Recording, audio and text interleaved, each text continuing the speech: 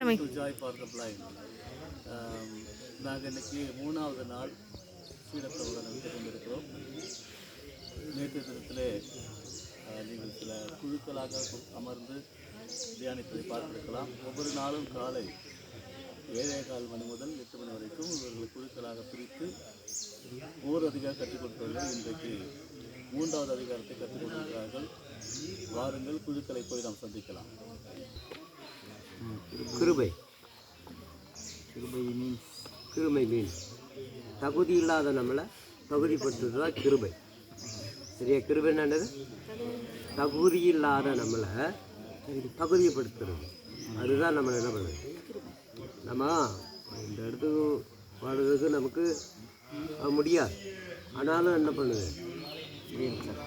வர்றதுக்கு என்ன பண்ணுது, கற்றுக்கிறது. அது மாத்திரம் இல்லை, எந்த விதமான வாழ்க்கையில் வாழ்ந்துட்டு இருந்தாலும் சரி, நம்ம என்ன பண்ணோம், ஆண்டவர் நமக்கு என்ன கொடுத்துருக்குறாரு அப்படின்னு பார்க்கும்போது கிருபை, அவருடைய பூரண கிருபை நமக்கு கொடுத்துருக்கிறார்.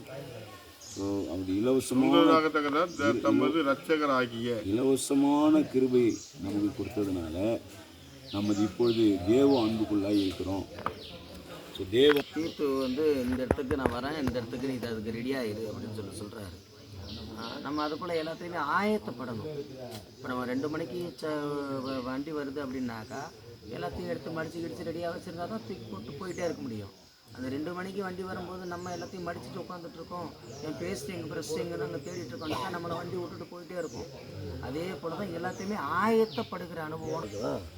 இப்போ அவர் அமெரிக்காவை சேர்ந்தவர். ஆமாம். இப்போ யார் மூலம் பரிசோதனை பண்ணுவாங்க? எப்படி பரிசோதனை புரிஞ்சார்? சம்பூரணமாக எப்படி போகிறாரு?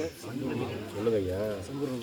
ஆமாம், சம்பூரணமாய் அது மாதிரி புரிஞ்சதுனால தான் இன்றைக்கி நம்ம உட்காந்து என்ன பண்ணுவாங்க, அவருடைய பிரசனத்தை உணர்றோம்.